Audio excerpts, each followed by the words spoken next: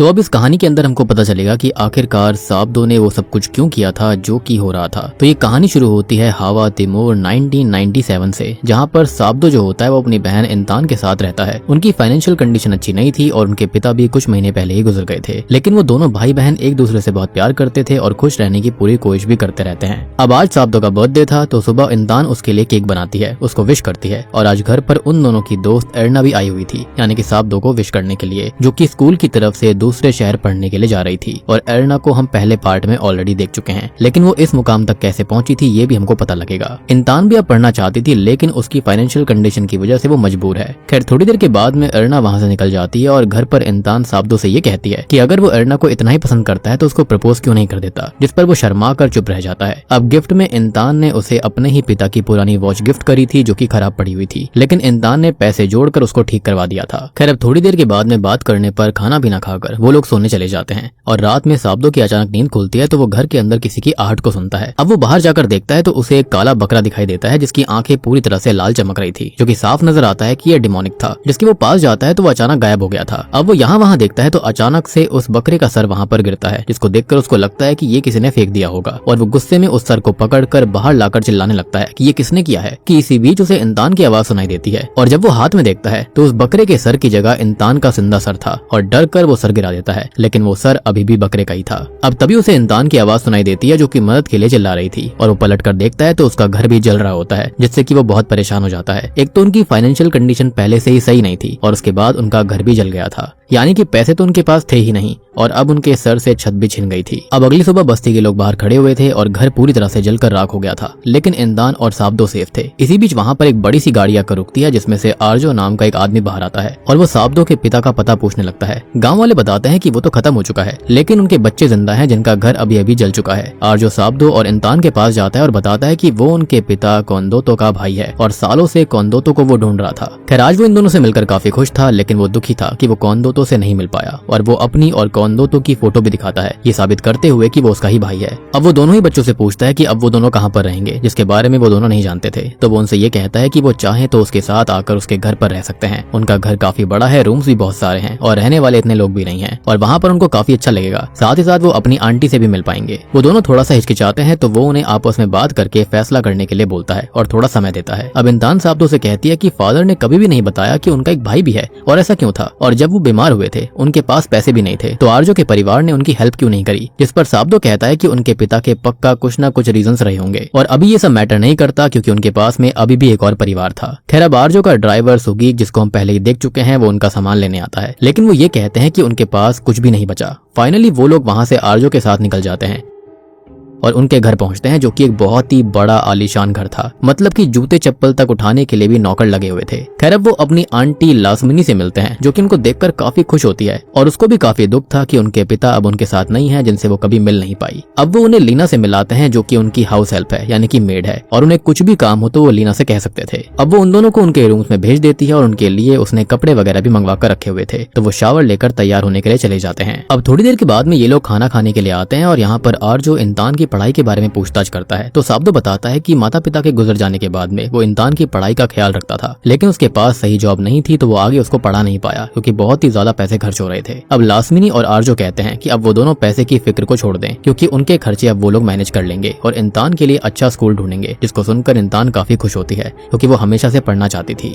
खैर अब वो दीवार पर फैमिली फोटो को देखती है जो कि सालों पुरानी थी और उसमें उनके पिता भी मौजूद थे। खैर रात को ये दोनों सोने चले जाते हैं और इंतान साब्दो से ये कहती है कि उसका रूम बहुत बड़ा है और वहाँ पर उसे अकेले सोने में डर लग रहा है, जिस पर उसका भाई उसको कहता है कि धीरे धीरे वो एडजस्ट करना सीख जाएगी और बच्चों जैसा वो बर्ताव ना करे। खैर वो अपने रूम में चला जाता है और इंतान को कोई आवाज सुनाई देती है। वो बाहर हॉलवे में देखती है तो हाउस हेल्प लाइट्स को ऑफ करके सोने जा रहा था और इतना बड़ा घर देखकर उसे थोड़ा सा और डर लगने लगता है क्योंकि पूरा घर खाली खाली सा था और सब जगह अंधेरा भी हो चुका था। खैर वो अपने रूम में आती है और सोने की कोशिश करती है, लेकिन तभी कोई काला साया उसको खींचने लगता है, जिससे डर कर वो साब्दो के रूम में भागती है और उसके जाने के बाद वो साया वहीं पर कोने में खड़ा हुआ दिखाई देता है। अब इंतान साब्दो साब्दो के साथ वापस आती है तो साया वहाँ से गायब हो गया था और साब्दो रूम को अच्छे से चेक करके बोलता है कि यहाँ पर कुछ भी नहीं है और वो बार बार कहती है कि यहाँ पर कोई तो था जिसने कि उसके पैर पकड़कर उसको खींचा था। लेकिन साब्दो कहता है कि वो कोई पक्का नाइटमेयर होगा और आज वो उसके रूम में ही सो जाएगा। खैर वो उसके रूम में ही सोता है और उसको संभालता है। खैर अगले दिन वो उससे ये कहती है कि वो रात के बारे में ही सोच रही है और उसे ये घर थोड़ा सा अजीब लगता है, जिस पर साब्दो कहता है कि ऐसा कुछ भी नहीं है और उसे यहाँ पर रहने की आदत डालनी पड़ेगी क्योंकि उनके पास रहने के लिए कोई और जगह नहीं थी। तभी अचानक से उनको डाइनिंग रूम से कुछ आवाज सुनाई देती है और वो वहाँ पर जाते हैं तो लासमी जमीन पर पड़ी हुई थी जिसकी नाक से खून आ रहा था। खैर अब वो दोनों उसको संभालते हैं और उसके हाल चाल के बारे में पूछते हैं, लेकिन वो ये कहती है कि वो बिल्कुल ठीक है, लेकिन दिखने से ऐसा बिल्कुल भी नहीं लग रहा था। अब रात को सभी सो रहे होते हैं और तभी आर्जो साब्दो के रूम में उसे जगाने आता है और कुछ कपड़े पहनने के लिए देता है। वो कहता है कि वो तैयार हो जाए, उनको एक जरूरी रिचुअल करना है। साब्दो आर्जो के साथ हॉल में आता है और यहाँ पर आर्जो उसके कुछ बाल काट कर एक रिचुअल शुरू करता है, कोई मार्किंग करता है। साब्दो पूछता है कि ये है क्या, तो वो कहता है कि ये सब उसकी और इंसान की वेल बीइंग और ब्लेसिंग्स के लिए है। फिर आर्जो एक काले गोट को लाता है और इस गोट को देखकर साब्दो शॉक्ड रह गया था क्योंकि ये वही बकरा था जो कि उसने अपने घर पर पिछली रात देखा।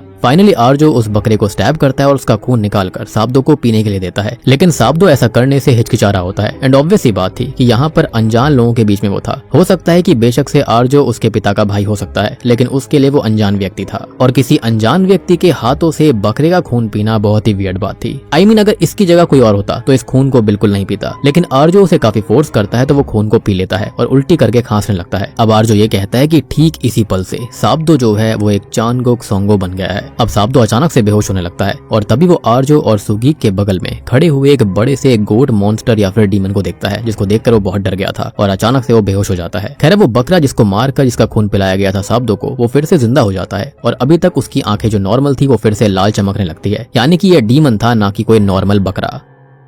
अब अगली सुबह साब्दो होश में आता है और रात को जो कुछ भी हुआ था उसके बारे में सोचकर वो घबरा रहा था। अभी उसके पास सुगीक आता है जो कि उसको तैयार होने के लिए बोलता है क्योंकि आर्जो उसको कहीं पर ले जाना चाहता था। अब साब्दो तैयार होने के लिए कहता है तो सुगीक बाहर चला जाता है और अब साब्दो रेडी होकर बाहर आता है, जो कि इंसान को देखता है जो कि बहुत खुश थी और स्कूल ड्रेस देख रही थी। वो उसको बताती है कि ये ड्रेस उसे आंटी लासविनी ने दी है, जिस पर वो उसको चेयर अप करने के लिए कहता है कि वो बहुत अच्छी लग रही है, लेकिन वो उसका उदास चेहरा देखकर पहचान जाती है कि क्या हुआ। तो अभी यहाँ पर साब्दो अपनी बहन को कुछ नहीं बताता एंड ऑब्वियस सी बात है उसकी बहन बहुत खुश थी तो इस बारे में वो कैसे बता सकता था। खैर वो आर्जो के साथ निकल जाता है और एक बगान यानी कि प्लांटेशन में आता है। साब्दो पूछता है कि ये किसका है, तो वो बताता है कि प्लांटेशन उनका ही था और बहुत जल्दी उनके पास भी वापस आ जाएगा। खैर अब वो यहाँ पर एक आदमी से मिलता है, साब्दो को भी उससे मिलवाता है और उस आदमी से बात करता है कि उसने जो ऑफर दिया था वो उसको मान ले और वो आदमी कारसो का ऑफर रिजेक्ट करके ये बगान उसको दे दे। लेकिन वो आदमी कहता है कि वो हमेशा नौकर की तरह रहा था तो अब वो और नौकर की तरह नहीं रहना चाहता। खैर आर्जो यहाँ से वापस जाने लगता है, जिससे साब्दो उस आदमी के बारे में पूछताछ करता है तो आर्जो बताता है कि ये उनकी फैमिली का ही नौकर हुआ करता था, लेकिन फिर ये प्लांटेशन किसी तरह से उसके अंडर में आ गई और वो सीधे मुंह बात नहीं करता, जिससे आर्जो को तो कोई मतलब भी नहीं है, लेकिन उसे बस अपना बगान वापस चाहिए, लेकिन वो उसके लिए भी नहीं मान रहा था। खैर अब आर्जो साब्दो को लेकर वहाँ से निकल जाता है और एक जगह आता है जहाँ पर पहले से कुछ लोग मौजूद थे, जिनमें से कारसो भी एक है। आर्जो साब्दो को ये बताता है कि ये लोग पहले उनकी फैमिली के लिए काम किया करते थे। यहाँ पर 4 लोग मौजूद हैं जो कि हैं कारसो, अंगोदो, पास्तिका और लिंगा। अब इन सबसे साब्दो मिलता है और उनको ग्रीट करता है। आर्जो साब्दो को बाहर इंतजार करने के लिए बोलता है और उन लोगों से किसी ऑफर के बारे में बात करता है कि आर्जो ने जो उनको ऑफर दिया था उसके बारे में उन्होंने क्या सोचा। अब यहाँ पर बाहर साब्दो सुगीक से पूछता है कि ये लोग हैं कौन, तो सुगीक बताता है कि ये 7 परिवार हैं जो कि आर्जो जितने बड़े लोग हैं और आसपास के 90% बिजनेस को कंट्रोल भी करते हैं। तो साब्दो ये पूछता है कि 7 फैमिली है ना, तो यहाँ पर अभी 4 क्यों हैं, इस पर सुगीक बोलता है कि किसी वजह से बाकी लोग नहीं आ पाए होंगे। मे बी ये लोग पहले इनके अंडर काम करते होंगे लेकिन बाद में किसी तरह से बड़े लोग बन गए, जिसके चलते ये सेम ओहदे पर पहुंच गए हैं। खैर अब रात को ये लोग वापस घर पर आते हैं और आर्जो साब्दो को फिर से बुलाता है और रिचुअल करने के लिए बोलता है। अब वो सेम काले बकरे को लेकर आता है और साब्दो को उसके गले पर कट लगाने के लिए कहता है, जैसा कि साब्दो ने कर दिया था, लेकिन वो डरते हुए ऐसा कर रहा था, जिसके बाद उस बकरे की आंखें लाल हो जाती हैं। अब आर्जो साब्दो से ये कहता है कि उसे उसके ऊपर भरोसा करना होगा और ये फैमिली की सुरक्षा करने के लिए है, जिसके साथ ही वो साब्दो की हथेली पर कट लगाता है और उस कट को उस गोट के कट के ऊपर लगाता है, मतलब कि हथेली को उस कट पर रख देता है। ऑब्वियस सी बात है दोनों का खून एक हो गया था। खैर अब वो गोट फिर से ठीक होकर वहां से चला जाता है और आर्जो साब्दो को भी उसके रूम में भेज देता है, यानी कि रिचुअल हो चुका था। लेकिन हुआ क्या था इसके बारे में तो आर्जो को भी समझ में नहीं आता। खैर रूम में आकर साब्दो अपने हाथ की ड्रेसिंग करने लगता है कि तभी उसे किसी आदमी के चिल्लाने की आवाज सुनाई देती है, जिससे कि वो काफी डर गया था और उस आवाज को इग्नोर करके वो सोने लगता है। लेकिन ये आवाज बार बार उसके रूम से आई जा रही थी, तो वो रूम में यहाँ वहाँ देखता है। अब उसे एक बहुत ही ज्यादा घायल व्यक्ति दिखाई देता है जो कि उस पर हमला करने के लिए बढ़ रहा था, लेकिन अचानक से गायब हो जाता है। अब उसे फिर से वही आदमी दिखता है, लेकिन इस बार बार उस गोड डीमन ने उसे पकड़ा हुआ था और वो आदमी तड़प रहा था। अचानक से सब कुछ नॉर्मल हो जाता है, लेकिन साब्दो देखता है कि उसके कट वाले हाथ में एक इंसान की आंख थी। वो उस आंख को फेंक देता है और उससे वो बहुत डर गया था, जो कि अचानक से सुगीक को बुलाता है और उसे उस घायल आदमी के बारे में बोलता है। वो उसे वो आंख भी दिखाता है और ये कहता है कि यहाँ पर कुछ तो बहुत ही अजीब है और यहाँ कुछ गलत चल रहा है। लेकिन सुगीक उस आंख को देखकर नॉर्मली रहता है और उसे एक कपड़े से उठाकर अपने साथ ले जाने लगता है, जो कि ये कहता है कि अब सब कुछ ठीक है और साब्दो बिल्कुल परेशान ना हो। लेकिन साब्दो अब तक इससे बहुत डर चुका था क्योंकि उसने इस चीज के लिए साइन नहीं किया था। खैर अगले दिन वो अपनी बहन इंतान के साथ बैठा हुआ था और ये कहने लगता है कि उन्होंने यहाँ पर आकर कोई गलती तो नहीं कर दी, जिसका जवाब इंतान के पास भी नहीं था क्योंकि पहली रात ही इंतान के साथ भी गलत चीज हुई थी। खैर अब इतने में वहाँ पर लास्मिनी आ जाती है, जो कि उनसे थोड़ी बहुत बात करती है और आर्जो भी वहाँ पर आ गया था, जो कि इंतान के सर पर हाथ फेर कर थोड़ा सा उसे लाड करने लगता है, प्यार करने लगता है, जो कि काफी वियर्ड सी बात थी। खैर अब साब्दो से भी बहुत प्यार से बात होती है और ये साब्दो और इंतान को थोड़ा सा अजीब लगता है कि अचानक से इतना प्यार कैसे उमड़ आया। खैर अब रात को लास्मिनी जो होती है वो नहा रही होती है, जिसके साथ में आर्जो भी था, जो कि उसके साथ इंटीमेट होने की कोशिश करता है, लेकिन वो उसे आज के लिए मना कर देती है क्योंकि वो थोड़ी सी कमजोर लग रही थी। आर्जो कहता है कि वो फिर से पहले जैसी हो जाएगी और वो उससे ये बोलती है कि आर्जो ने वादा किया था कि जब तक वो स्ट्रांग रहेगी वो इंतान को टच नहीं करेगा, तो फिर आज उसने क्यों उसको छुआ और कैसे किया, जिस पर वो कुछ भी नहीं बोलता और वहां से निकल जाता है। यानी कि यहाँ पर बात जितनी दिख रही थी उससे काफी ज्यादा गहरी थी। खैर दूसरी ओर इंतान लीना के साथ थी और उसके हाथ पर एक गोट के मार्क को वो नोटिस करती है, जिसके बारे में जब वो पूछती है तो लीना ये बताती है कि ये इस परिवार का सिंबल है, मार्क है और यहाँ पर काम करने वाले हर एक वर्कर के हाथ पर यही मार्क मिलेगा, जिसका मतलब यह है कि वो परिवार का हिस्सा है। और आपको याद हुआ कि जो इसका अगला पार्ट है उसके अंदर भी परिवार के अंदर यानी कि फैमिली वालों के हाथ पर वही निशान था, मेड्स के हाथों पर भी। इसका मतलब यह है कि यहाँ 7 फैमिली थी जो काफी अमीर थी और हर एक अमीर परिवार के हाथों पर हर एक फैमिली का एक अलग सिंबल था। खैर अब लीना वहां से चली जाती है और खुद इंतान भी अपने रूम में जाने लगती है, जो कि एक रूम को नोटिस करती है और उसके पास जाती है। अब वो दरवाजे से अंदर जाती है तो दरवाजा अपने आप बंद हो जाता है। वो दरवाजे को खोलने की कोशिश करती है लेकिन वो नहीं खुलता। अब तभी सीढ़ियों के नीचे से कुछ आवाज सुनाई दे रही होती है, ऐसा लग रहा था कि कोई इंटीमेट हो रहा हो,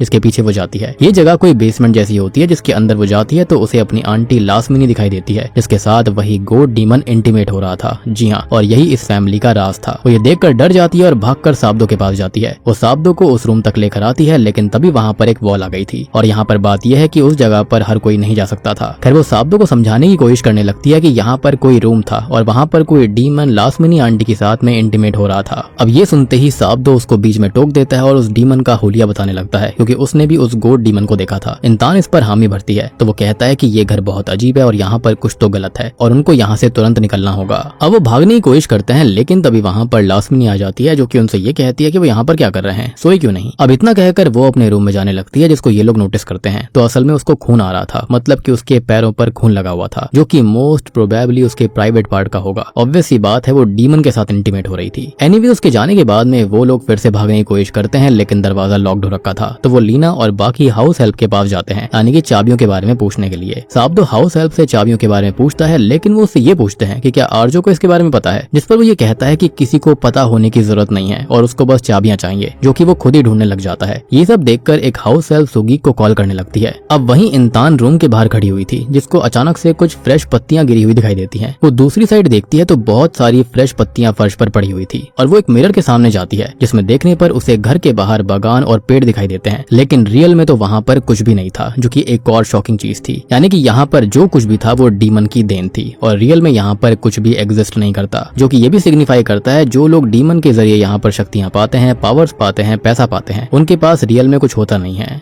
उनकी जिंदगी अंदर से खोखली हो जाती है। खैर अब तभी उसको कुछ आवाज सुनाई देती है तो इंतान ऊपर देखती है, जहाँ पर इंतान को आधा कटा हुआ और आधे धड़ का कोई इंसानी जैसा फीमेल मॉन्स्टर दिखाई देता है, जो कि सीधा उस पर झपट पड़ता है और इंतान की चीख सुनकर साब्दो और हाउस हेल्प वहां पर आते हैं। अब हम देखते हैं कि इंतान तड़प रही होती है और साब्दो उसको संभालने की कोशिश करता है, लेकिन अचानक से वो पजेस्ड होकर उसका गला पकड़ लेती है। अब वो उससे छूटने की कोशिश कर रहा था, लेकिन वो उसको नहीं छोड़ रही होती। इतने में ही हाउस हेल्प उसे उससे अलग करने की कोशिश करती है तो वो उसका गला काट लेती है और दूसरी की बाल पकड़कर उसकी गर्दन को खींचकर एक झटके में ही तोड़ देती है। अब वो फिर से साब्दो को जकड़ लेती है और ये कहने लगती है कि तू तो मरेगा चांगोक सोंगो। और इतने में वहां पर सुगीक और एक दूसरा नौकर आते हैं और वो उसे साब्दो से अलग करते हैं और अपने साथ एक रूम में ले जाते हैं। जाते हैं। अब साब्दो दरवाजा खोलने के लिए बहुत तेज तेज खटखटाने लगता है, जैसे कि वो दरवाजे को तोड़ देगा। खैर इतने में वहां पर लास्मिनी और आर्जो भी आ गए थे। वो जैसे तैसे करके दरवाजा तोड़ते हैं तो अंदर उनको सुगीक दूर पड़ा मिलता है और वहीं दूसरा नौकर दूर खड़ा हुआ था जिसकी गर्दन में कांच घुस रखा था और वो वहीं पर अपना दम तोड़ देता है। अब साब्दो यहाँ वहां देखता है तो उसको टेबल के नीचे इंतान डरी हुई बैठी मिलती है। वो उसको संभालता है लेकिन वो फिर से पजेस्ड हो जाती है और उसको खत्म करने की कोशिश करने लगती है और वो सेम चीज बोले जा रही थी कि तू तो खत्म हो जाएगा चांगोक सोंगो। और इसी बीच सभी लोग मिरर में इंतान का रिफ्लेक्शन देखते हैं जिसके अंदर उनको वही डीमन दिखाई देती है। अब आर्जो इंतान को पकड़कर साब्दो को बचाता है लेकिन अब इंतान उसके हाथ पर काट लेती है और झूमर पर चढ़ जाती है। वो कहने लगती है कि अब इस परिवार का एक भी इंसान नहीं बचेगा, जिसके साथ वो झूमर तोड़कर नीचे गिरा देती है। अब लास्मिनी उसका चेहरा एक चादर से ढक देती है और उससे ये पूछती है कि उसका नाम क्या है और उसको किसने भेजा है। लेकिन अब तक पजेस्ड हुई इंतान उसे ऊपर उड़ाकर नीचे पटक देती है जिससे कि वो झूमर पर गिरकर नीचे आ जाती है। और अब तक आर्जो गर्म पानी लाकर इंतान पर फेंक देता है और मौका पाकर उसे चादर में लपेटकर उसके रूम में लाकर बिस्तर से बांध देता है। अब साब्दो अपनी बहन इंतान के लिए बहुत डर गया था, परेशान हो चुका था, तो वो रात भर उसके पास ही बैठा रहता है। अगली सुबह आर्जो सभी सर्वेंट्स को इन्फॉर्म करते हैं कि रात में गहरी चोट लगने की वजह से लास्मिनी गुजर चुकी हैं, जो कि काफी वियर्ड सी बात थी। उसको इतनी गहरी भी चोट नहीं आई थी। अब वो उसकी बॉडी को उसी सीक्रेट रूम के अंदर ले जाने लगता है और साब्दो भी उसको मिलता है जिससे वो लास्मिनी की मृत्यु की खबर देता है। साब्दो भी उसके साथ उसके सीक्रेट रूम के अंदर गया था। साब्दो अब आर्जो से ये पूछता है कि वो लास्मिनी की बॉडी को यहाँ पर क्यों लेकर आया है, तो आर्जो कहता है कि ये जगह बहुत ही ज्यादा जरूरी है उनके लिए और लास्मिनी ने परिवार के लिए बहुत कुछ किया है। वो आगे बताता है कि उनकी फैमिली मतलब कि कोंचोरो फैमिली एक बड़े पेड़ की तरह है, जैसे हवाएं सभी जगह से परेशान करने की कोशिश करती हैं। ऐसे में उनके परिवार को प्रोटेक्ट करती है रानुम, जो कि कोंचोरो फैमिली से ही कोई लेडी बन सकती है। लास्मिनी असल में रानुम थी जो कि परिवार को सुपरनैचुरल अटैक से प्रोटेक्ट करती थी, लेकिन अब वो कमजोर हो गई है, इसलिए इंतान को राइवल फैमिली के डिमोनिक सर्वेंट ने पजेस कर लिया है। यानी कि वो जो 7 परिवार हैं उनमें से किसी ने किसी स्पिरिट को भेजा था या फिर डीमनस को भेजा था, जिसके चलते जो इंतान थी वो पजेस्ड हो गई थी। अब आगे आर्जो जो होता है वो चानगोक सोंगो के बारे में बताता है कि जैसे रानुम शील्ड है परिवार के लिए, वैसे ही चानगोक सोंगो जो है वो तलवार है जिसका खून हवा में मोस्ट पावरफुल फोर्स होती है, जो कि अब साब्दो के हाथ में है। यानी कि यही स्टार्टिंग वाला रिचुअल करवाया गया था और अब इंतान जो है वो उनके परिवार के लिए नई रानुम बनेगी और उनको इस अटैक का बदला लेना होगा। वो साब्दो को गोट को सैक्रिफाइस करने के लिए बोलता है और साब्दो गोट का गला काटता है और आर्जो उसका ब्लड एक बोतल में भर लेता है। अब वो गोट फिर से जिंदा हो जाती है और आर्जो एक गोट स्टैचू के पास जाता है जिसे वो सब वर्शिप करते थे और यही वो गोट डीमन था, जिस पर वो उस गोट के ब्लड को डालता है और साब्दो के साथ एक रिचुअल करता है। बेसिकली इसको आप डेविल भी कह सकते हो और सबसे पावरफुल यहाँ पर यही था।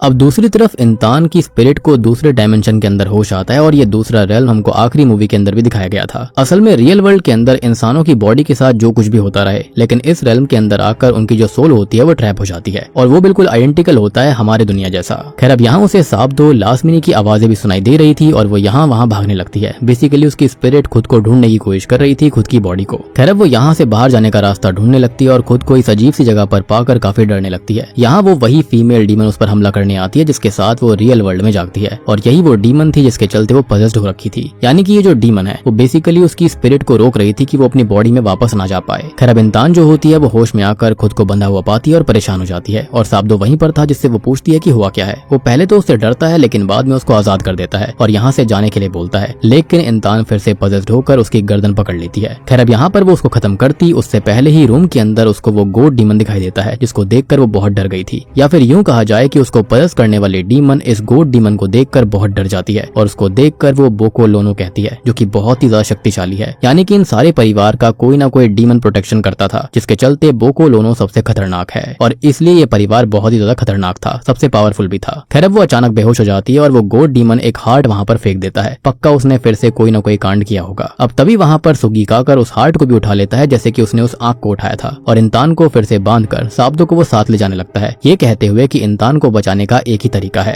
खैर अब साब्दो जो होता है वो कारसा अतमोजो के घर पर लेकर जाता है उसको और कारसा अतमोजो साब्दो से बात करती है और उसको एक नया सच बताती है। ये कारसा वही है जो कि अगले पार्ट के अंदर है। तो सुगीक उसका सर्वेंट है जिसे उसने आर्जो के घर पर छोड़ा हुआ था ताकि वो इंतान और साब्दो को प्रोटेक्ट कर सके, विच एक्सप्लेन्स कि वो कारसो का ड्राइवर कैसे बना अगले पार्ट के अंदर। वो तो पहले से ही उसका सर्वेंट था। वो आगे ये बताती है कि आर्जो असल में इंतान को रानुम बनाना चाहता है, लेकिन रानुम बनने की एक कंडीशन होती है कि उसको कोंचोरो ब्लड लाइन के अंदर ही शादी करनी होगी और ये चीज कोंचोरो कॉन्चोरो फैमिली में सालों से चलती आ रही है। लेकिन साब्दो के पिताजी जो थे वो इसके सख्त खिलाफ थे, तो वो फैमिली को छोड़कर चले गए थे क्योंकि वो नहीं चाहते थे कि आर्जो अपनी ही बहन लास्मिनी से शादी करे। तो अब आपको समझ में आया होगा कि इनके पिता आखिरकार अपने परिवार को छोड़कर क्यों आ गए थे और कभी अपने भाई के बारे में जिक्र क्यों नहीं किया था। अब असल में आर्जो ने लास्मिनी से शादी करके उसे रानुम बनाया था, यानी कि अपनी ही बहन से शादी कर ली थी, यानी कि वो उसकी बहन थी। और आर्जो ने खुद को चानगोक सोंगो बनाया था। और साब्दो के साथ में जो सबसे पहला रिचुअल करा गया था वो बेसिकली अपनी उपाधि उसको दी गई थी। और फिर इन दोनों ने शक्ति और पैसा पाने के लिए उस गोड डीमन यानी कि बोकोलोनो को अपना फैमिली सर्वेंट बनाया। और वो हार्ट असल में कारसा की सर्वेंट का था, क्योंकि बोकोलोनो कारसा और डेला को मारने आया था, लेकिन उसकी सर्वेंट बीच में आ गई थी तो बोकोलोनो ने उसको खत्म कर दिया। और सबसे बड़ी बात कि वो जो आंख साब्दो को पहले मिली थी वो भी कारसा के ही सर्वेंट मेनूर की थी, जिसे साब्दो बागान में मिला होगा, यानी कि वही स्टार्टिंग वाला आदमी जो था, जो कि पहले इनके लिए नौकर था, लेकिन वो जमीन उसके हिस्से में आ गई थी। और असल में मेनूर ने कारसा का ऑफर एक्सेप्ट कर लिया था, यानी कि उसको अपनी जमीन दी थी, लेकिन आर्जो को ये गवारा नहीं था और उसको अपनी जमीन वापस चाहिए थी। तो उसने उसे खत्म करने के लिए भी बोकोलोनो को भेजा था, साथ ही साथ यहाँ पर साब्दो से रिचुअल करवाया था। लेकिन उसको आइडिया नहीं था कि आखिरकार वो कर क्या रहा है। और हमको ये बात भी समझ में आती है कि आर्जो खुद कमजोर हो रहा था, जिसके चलते ही उसने ये रिचुअल ट्रांसफर कर दिया था साब्दो के लिए, यानी कि उसको चानगोक सोंगो बना दिया था।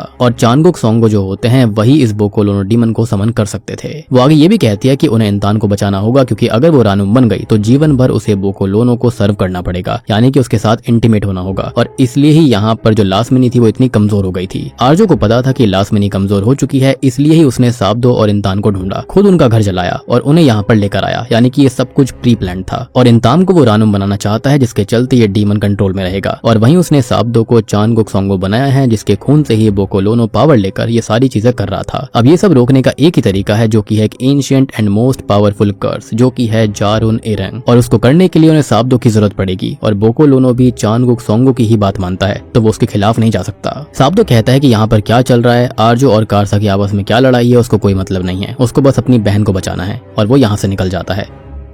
घर आकर देखता है कि इंतान को किसी रिचुअल के लिए तैयार किया गया था। अब वो उसके हाथ को खोलने लगता है, लेकिन अब तक वहाँ पर आर्जो आकर उसे पीटने लगता है और ये कहता है कि ये सब फैमिली के लिए जरूरी है। साब्दो के पिता ने सब कुछ ठुकरा दिया था, और अगर साब्दो भी ठुकरा रहा है तो आर्जो अपने ब्लड और इंतान के वोम से नया चानगोक सोंगो बना लेगा। और लास्मिनी कमजोर हो गई थी तो उसने उसे खुद खत्म किया है। जी हाँ, ये बहुत ही शॉकिंग चीज थी। मैंने आपको पहले ही बताया था कि यहाँ पर लास्मिनी को इतनी चोट नहीं आई थी कि जिसके चलते वो खत्म हो जाए, लेकिन उसने खुद ऐसा कर दिया। और लास्मिनी को पहले से ही शक था कि वैसा करेगा, क्योंकि आर्जो जो था वो यहाँ पर इंतान को बहुत ही वियर्ड तरह से टच कर रहा था। और इसका एक और रीजन ये था कि लास्मिनी हमेशा डीमन के साथ में इंटीमेट होकर थकी रहती थी, जिसके चलते वो उसके साथ इंटीमेट नहीं हो पाती थी। तो यहाँ पर उसको एक जवान शरीर चाहिए था इंतान के रूप में। खैर, अब ये सब सुनकर साब्दो उसके ऊपर हमला करने लगता है, लेकिन वो साब्दो को पीट देता है।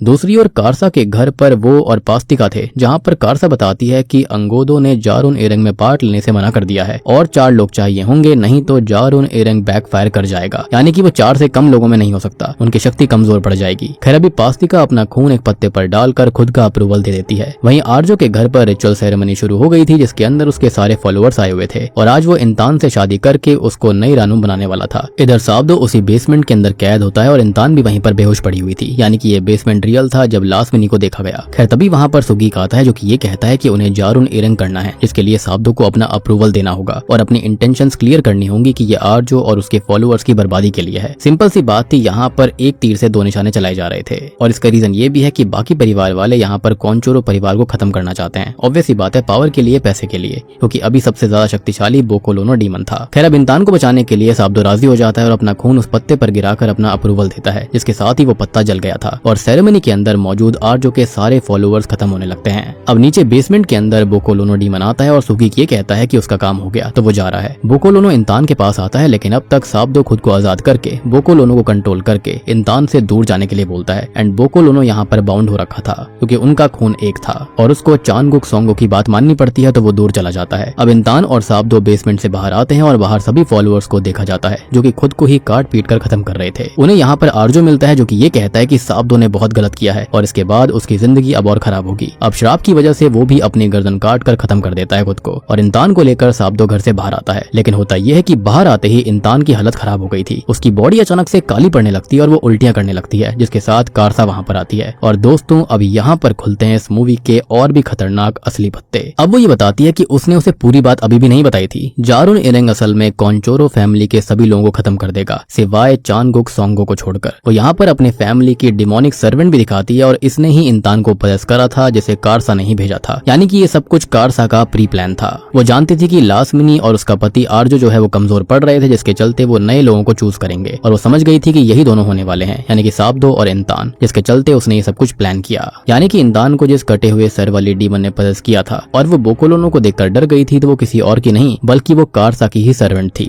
और जैसा कि मैंने आपको पहले बताया था कि सारे के सारे परिवार के पास कोई ना कोई डीमन या फिर डीमनस थी, जिसके चलते उनको प्रोटेक्शन मिला करती। अब फाइनली इंसान भी खत्म हो जाती है और साब्दो इससे पूरी तरह टूट गया था, जो कि गुस्से में कारसा की ओर बढ़ने लगता है। लेकिन तभी वो उसे स्टैब करके बोलती है कि वो एक भी कॉन्चोरो फैमिली के इंसान को बचने नहीं देगी, ना ही यहाँ पर जानगुक सोंगो को जिंदा छोड़ेगी। खैर कुछ समय बाद में साब्दो को होश आता है, जो कि पास्तिका के घर पर था। पास्तिका उससे ये कहती है कि कारसा ने साब्दो को धोखा दिया, लेकिन वो नहीं देगी। और अब तक हम देखते हैं कि शॉकिंगली वहाँ पर अर्ना भी आ गई थी, जिसे पास्तिका ही ढूंढकर लेकर आई। और अब आपको समझ में आया होगा कि आखिरकार अर्ना जो थी वो पार्ट 2 में कैसे आई थी और उसने क्यों हेल्प करी थी साब्दो की, क्योंकि कहीं ना कहीं वो भी उससे प्यार करती थी और उसकी बेस्ट फ्रेंड खत्म हो गई थी, जिसके चलते उसे भी बदला लेना था। तो अब आपको समझ में आ गया होगा कि आखिरकार साब्दो को कारसा से क्या दुश्मनी थी, कि उसके साथ क्या हुआ था। जैसा कि हम स्टार्टिंग में समझ रहे थे कि साब्दो बहुत गलत था, लेकिन श्री जो थी वो पहले ही समझ गई थी कि पक्का कारसा ने भी कुछ गलत किया होगा, तभी तो साब्दो ने इतना बड़ा काला जादू उसके ऊपर किया। और अब हमको अगले पार्ट यानी कि सेवु दीनो ब्लैक मैजिक के बारे में पता चलता है। पास्तिका साब्दो को कहती है कि वो उसे सेवु दीनो मास्टर करना सिखाएगी ताकि वो अपना बदला ले सके। अब इसके बाद कहानी साल 2000 में आती है और डेला पर कारसा की ही डीमन हमला कर देती है और उसको पजस कर लेती है। यानी कि सेवु डीनो मैजिक ने ऐसा कर दिया था, यानी कि उनकी प्रोटेक्टर डीमन को ही उनके खिलाफ कर दिया। और अब डेला एक ही शब्द बोलती है और वो था अतमोजो। और इसके बाद तो हम जानते ही हैं कि क्या हुआ था। सेवु डीनो मतलब होता है 1000 डेज रिचुअल। और 3 साल बाद कहानी आई थी, यानी कि 2003 में, जहाँ पर श्री आती है और डेला के पास खाली 3 दिन ही बचे हुए थे खुद को बचाने के लिए, जिसके चलते श्री ने उसको फाइनली बचा लिया था। और अगर अब आप देखना चाहते हो कि इसके बाद कहानी कहाँ जाती है, क्या क्या होता है, तो उसके लिए आपको इसका पार्ट 2 सेवु दीनो देखना होगा। इसी के साथ में जारून एरेंग फिल्म यहीं पर खत्म हो जाती है।